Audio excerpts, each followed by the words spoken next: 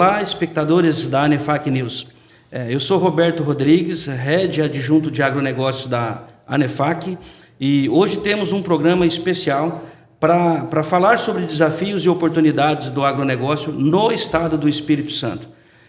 Nós vamos explorar as principais questões que afetam o setor de agronegócio no estado e discutir algumas perspectivas futuras, né, com alguns convidados especiais. E hoje, para falar dessa questão dos desafios do agronegócio no Espírito Santo, eu gostaria de convidar e que eles se apresentem aqui a Fernanda Esteves e o Murilo Antônio, que fazem parte da FAES, que é a Federação de Agricultura e Pecuária do Estado do Espírito Santo. Sejam bem-vindos, por gentileza, se apresentem. Bom dia, Roberto. Bom dia, Murilo. Bom dia, Fernanda. Eu sou analista vegetal, né, na Federação da Agricultura, sou engenheira de alimentos, pós-graduanda na área do agronegócio pela USP. E obrigada pelo convite, Roberto. Legal. Parabéns aí pelo currículo, muito bacana, voltado genuinamente para o agronegócio. Murilo? Roberto, primeiramente agradecer o convite. Murilo Antônio Pedroni, engenheiro agrônomo. Trabalhei na Federação da Agricultura durante 13 anos na área de sustentabilidade.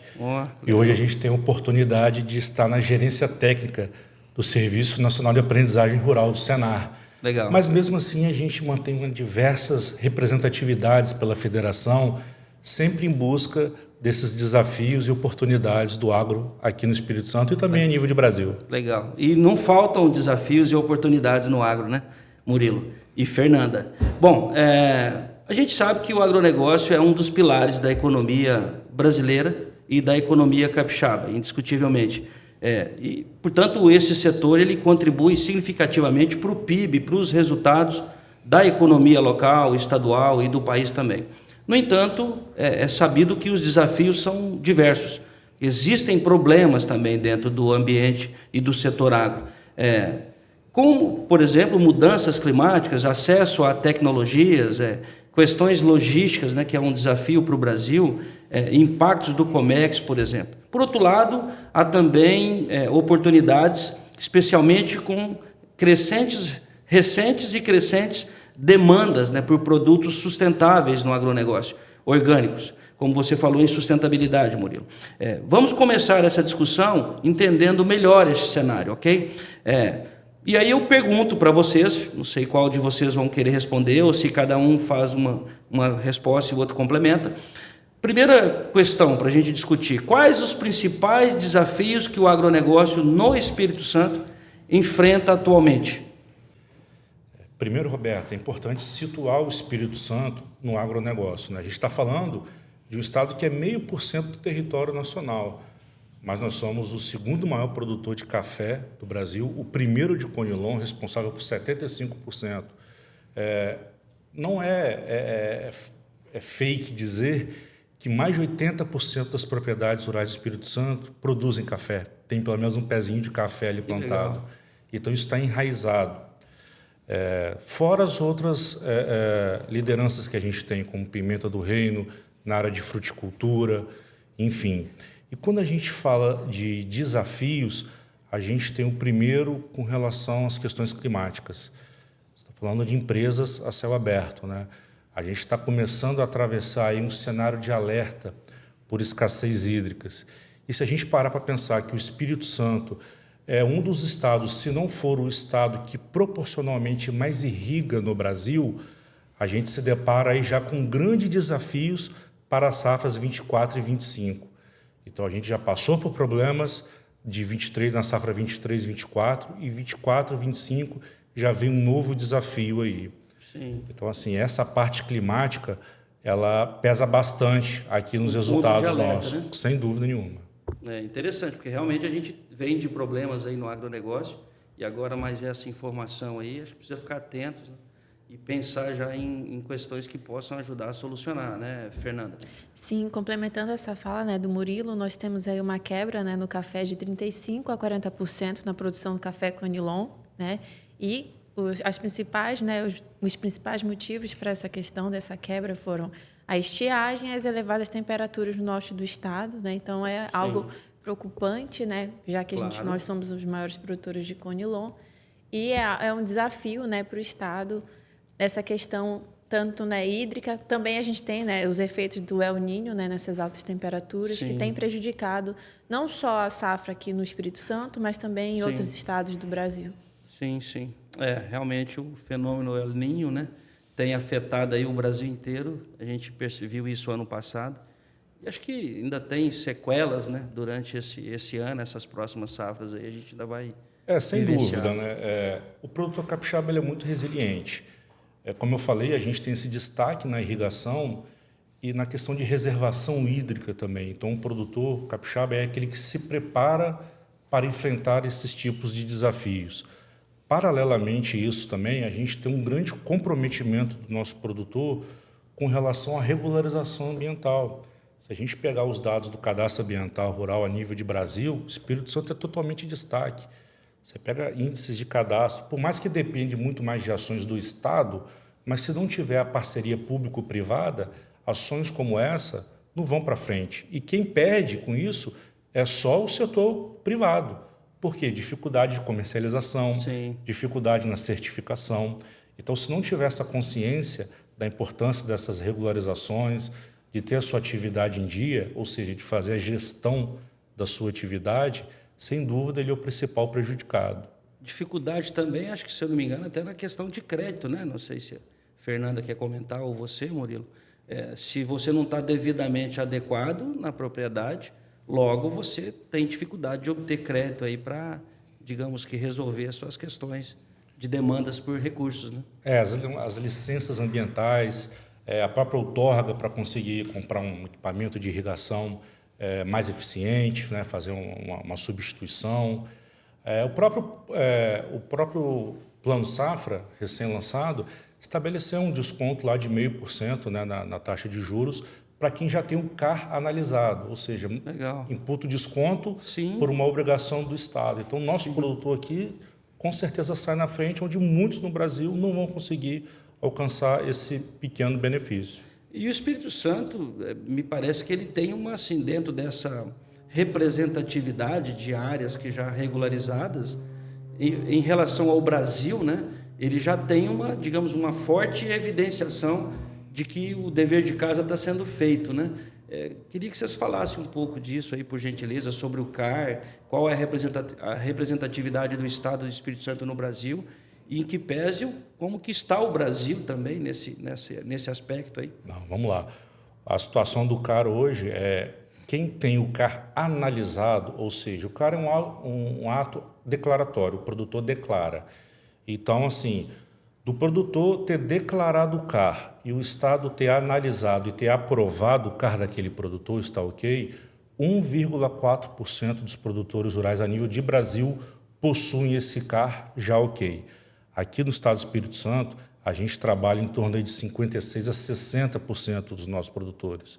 Já tem o seu CAR ok, já estão com o primeiro passo da regularização ambiental das suas propriedades, já devidamente encaminhado, se preparando para o segundo, que agora é o PRA. Que interessante. Você gostaria de fazer algum comentário, Fernanda?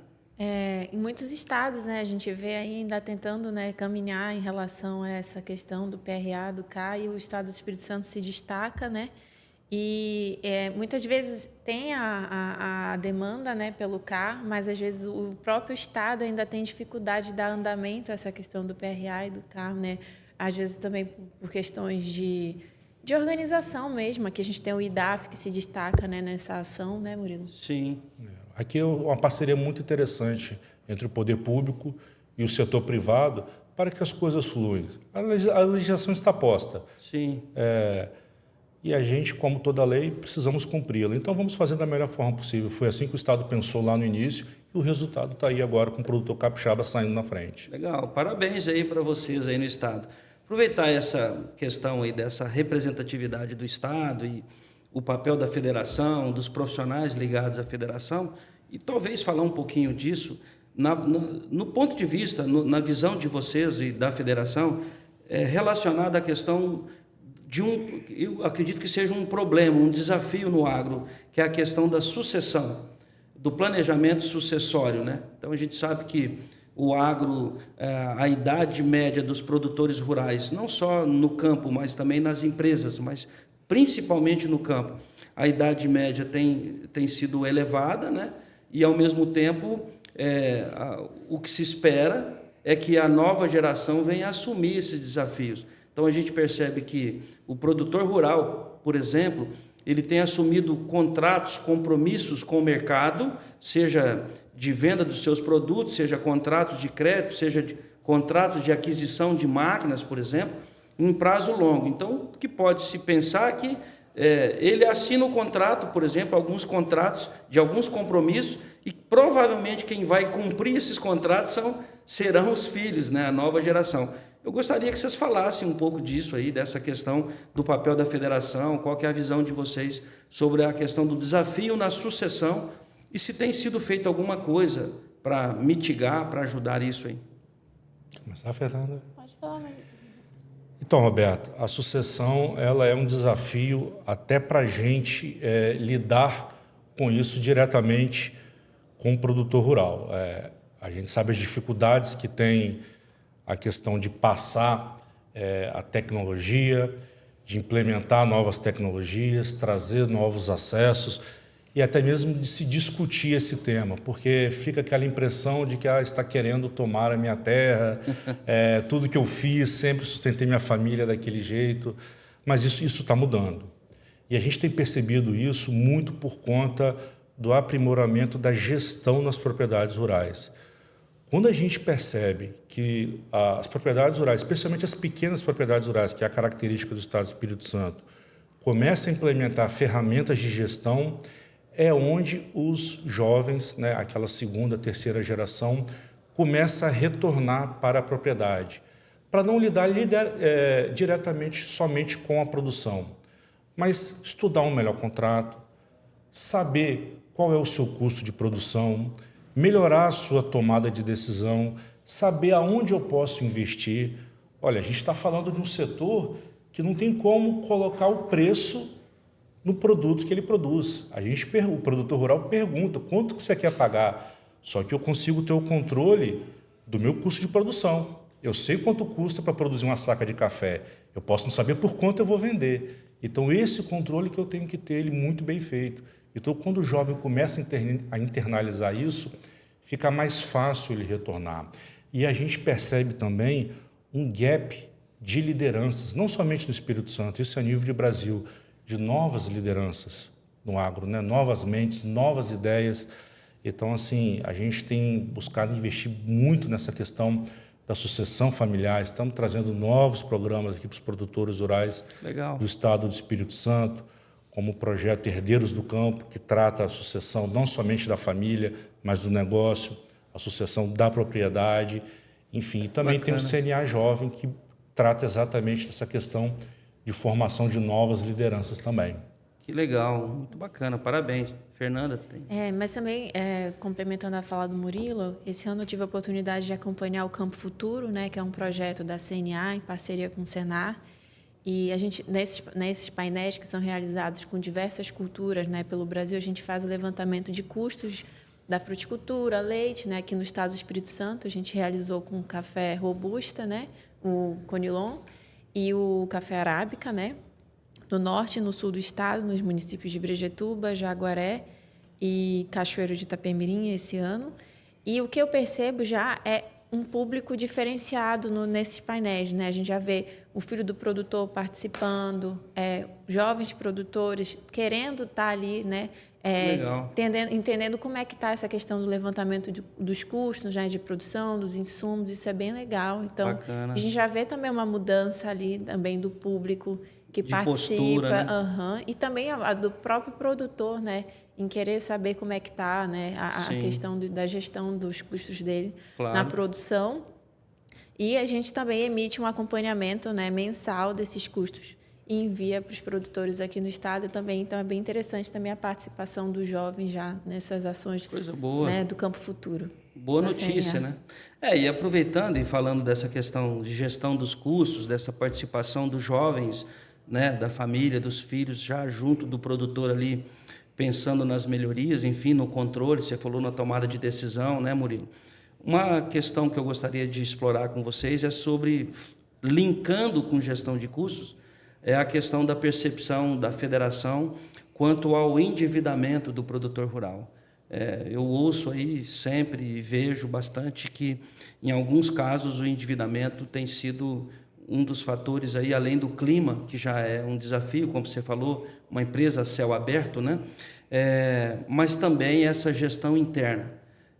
O desafio é grande, né? Então, assim, na visão da federação e de vocês, profissionais, membros aí da federação de agronegócio, de agricultura e pecuária do Estado do Espírito Santo, como está a questão do endividamento? O que representa a questão do endividamento hoje agrário, né?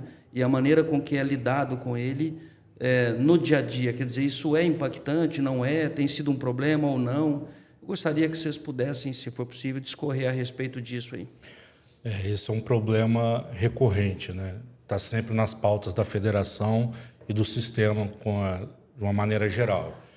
E toda vez também, quando a gente fala de um cenário de alerta, assim, o produtor já traz muita questão da renegociação de dívidas. E quando a gente se depara com cenários, né, lançamento agora de plano safra, a palavra tem que ser cautela. Estudar todas as opções de mercado, de refinanciamento, buscar os profissionais devidamente capacitados para a melhor orientação com relação a essa questão de endividamento. Por quê, Roberto? O que acontece? O produtor rural, ele precisa dessa tomada de crédito para tomar o seu negócio. Café é uma safra anual. Então, assim, se ele tem um comprometimento aí de 30%, 40%, 50%, tem produtores que vão perder 70% da safra. Então, a do ano que vem, a seguinte, já está comprometida também pela falta de poder de investimento. Então, isso é uma bola de neve. Então, o que a gente sempre recomenda, especialmente nesse período?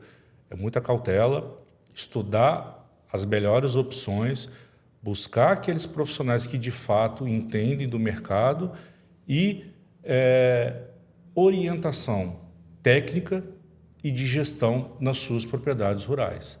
Sim. Não dá mais para a gente achar que da forma que eu toquei a minha vida inteira, eu vou conseguir tocar agora. É preciso inovar. Por quê? Porque o produtor rural ele não gosta de ficar devendo. Às vezes, para ele manter um bom nome na praça, ele tem que se desfazendo do seu patrimônio para poder arcar com os custos desse endividamento. Isso daí traz uma série de impactos. Sim. Depois para a condução da sua família, condução das suas atividades. Sim. Fernanda, você enxerga assim também sobre o endividamento? O que Sim, é algo, né, que sempre está nas pautas, inclusive, né, nas propostas prioritárias da Confederação da Agricultura e Pecuária do Brasil, né, ela coloca, né, promover medidas regulatórias, né, para ampliar as fontes de recursos de crédito rural, né, através de medidas que flexibilizem a aplicação das exigibilidades de crédito rural. Então, a gente, na área aqui do café, a gente tem o FUNCAFé.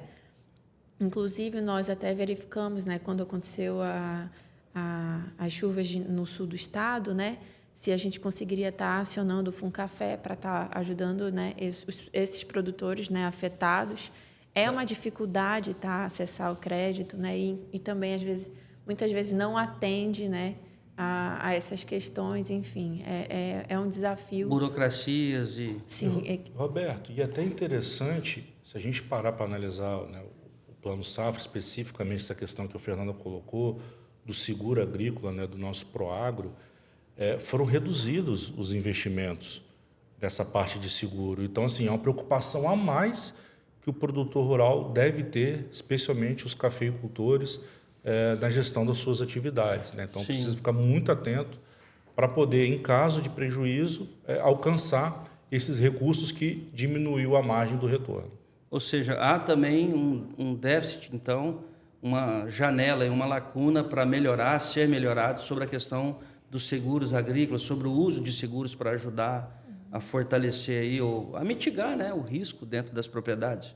É isso que você se refere? Sem dúvida, sem dúvida. Então, assim, o produtor rural ele não pode abrir mão dessas ferramentas quando ele vai planejar a sua safra. Sim. Ele precisa estar atento a isso, saber o que mudou de um plano safra para outro, para, em caso de sinistro, ele ter a sua segurança ali de renda mínima.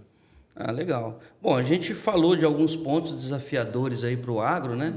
Acho que a gente começou falando aí do potencial do Estado, da representatividade, muito bacana, da questão do CAR também, o quão relevante é o trabalho e o papel da federação no Estado, ajudando os produtores rumo a essas regularizações documentais. Então, assim, a gente abordou alguns pontos aí interessantes do ponto de vista positivo, e, infelizmente, mas tem que ser falado, né? Alguns pontos desafiadores e até mesmo negativos, os riscos aí a que o produtor está exposto e tal.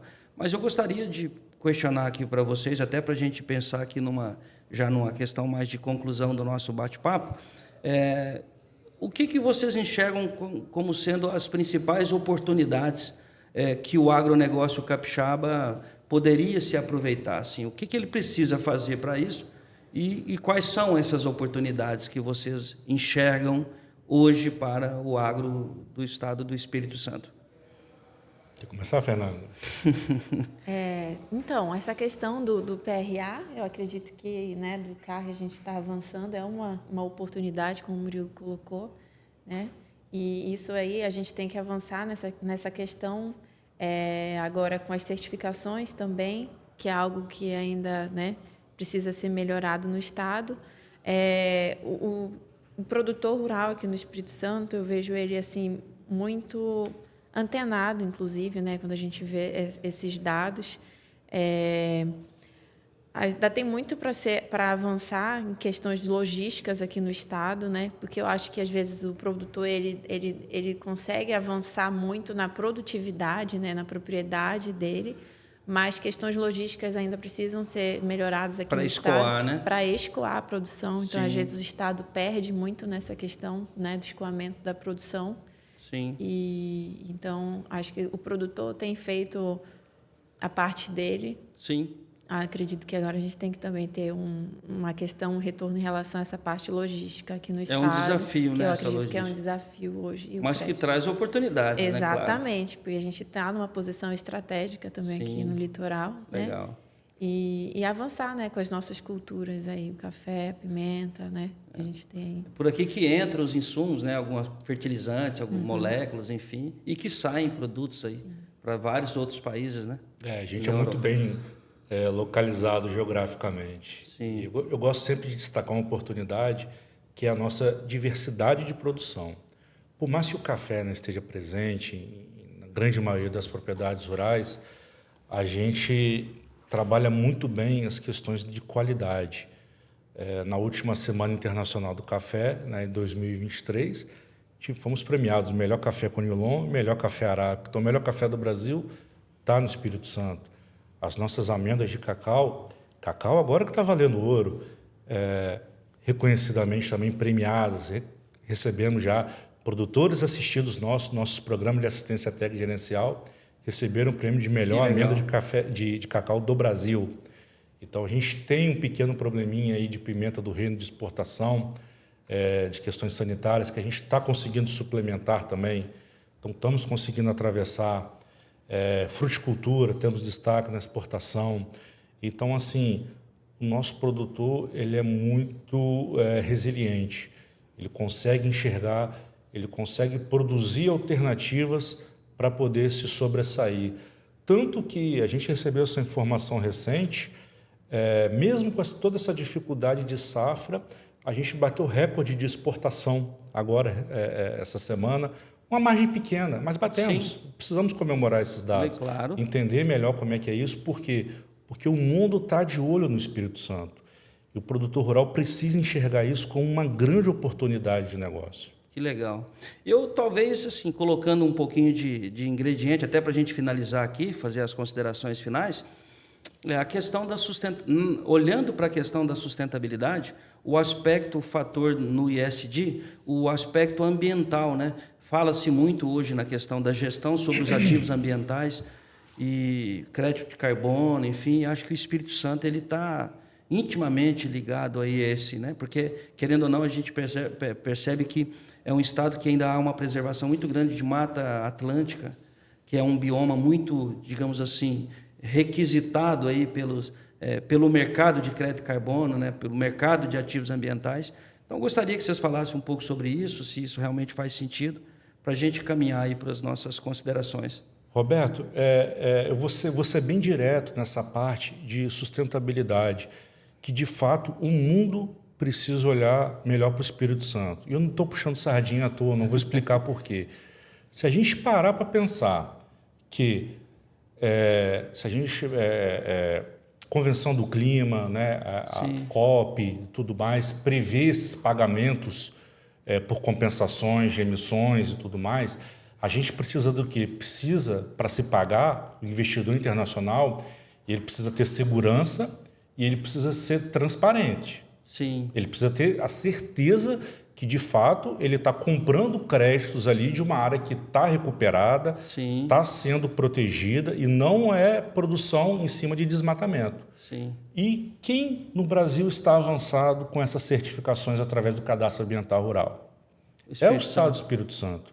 Legal. Então, com o produtor rural fazendo o seu dever de casa, se houver de fato esse aporte todo que é tão divulgado midiaticamente, o Espírito Santo, sem dúvida, é o estado do país que deve receber esse aporte exatamente por ter feito o seu dever de casa com cumprimento legal. Que bacana. Mas eu corroboro as suas palavras, eu acho que isso faz total sentido. Eu acredito também que o Estado sai na frente, né? A gente tem aí a lei de antidesmatamento da União Europeia, né? Que é algo que vai começar a vigorar no próximo ano. E eu vejo que o Estado também sai na frente, né? Com as ações que estão sendo desenvolvidas, né?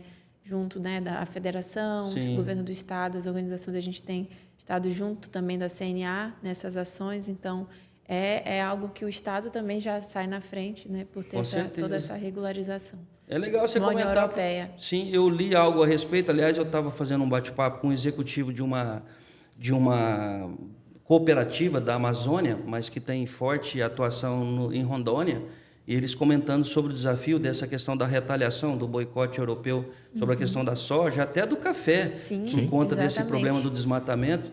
Você vê, se nós estamos falando, lá é um produtor forte de café conilon e aqui também, e aqui, enfim. Só que o desafio que para eles está sendo uma dor, para vocês pode ser uma oportunidade, né? Exatamente. Do Estado do Espírito Santo. Realmente são oportunidades que precisam ser olhadas, né, e abraçadas. Legal. Mais algum comentário sobre isso ou não? Na verdade, é agradecer e colocar o nosso sistema, Federação da Agricultura, Senar, sindicatos rurais, orquestradas pela nossa CNA, totalmente à disposição dos produtores rurais do Estado do Espírito Santo e a sociedade de uma forma geral. Legal. Bom, então eu fico grato e honrado em poder fazer esse bate-papo bem naturalmente com vocês, que são pessoas do agronegócio, que estão à frente de uma entidade que a gente sabe que cumpre o seu papel, né, que tem um papel representativo dentro do setor agro, que são as federações do agronegócio, juntamente do Sistema Senar, capitaneados aí pela CNA, né, que é um organismo que tem uma representatividade muito forte no país. Aliás, está presente em todas as federações, né, em todos os estados. Então, legal, fico envaidecido e honrado. E se vocês quiserem, Fernanda, fazer uma consideração final, dar um recado aí para o nosso público, e você também, Murilo, por gentileza. Roberto, eu agradeço o convite, né? A Federação e o Senar também que se colocam à disposição para a gente estar trabalhando em conjunto com a ANEFAC. Legal. E temos um programa, né, o CNA Jovem, quem sabe a gente está firmando parcerias aí para estar formando líderes do agro aqui no estado do Espírito Santo. Coisa boa, tomara. Murilo, tranquilo? Mais uma vez agradecer, Roberto, e esperar que a gente possa firmar outras parcerias junto com a ANEFAC, e uma grande satisfação participar aqui desse bate-papo. Legal, fico honrado mais uma vez. Obrigado, Fernanda, obrigado, Murilo. E a ANEFAC conta com uma gama, assim, uma agenda técnica extensa, mas uma gama de especialistas interessantes que atuam hoje no Brasil inteiro em diversos segmentos dentro das organizações. Então, realmente é uma instituição que cumpre ali um papel sine qua non assim, dentro da sociedade. Então, eu gostaria de agradecer também, além de vocês, aos convidados, né, por suas valiosas contribuições. Bom, obrigado mais uma vez. Pessoal, agradecemos então aí, né, a todos que acompanharam hoje esse episódio. Esperamos que essa discussão tenha sido valiosa para os nossos espectadores aí da ANEFAC, que seja também esclarecedora sobre o agro e até mesmo inspiradora para os jovens, né, Fernanda, dentro desse programa. Até uma próxima edição a todos aí da ANEFAC News. Muito obrigado.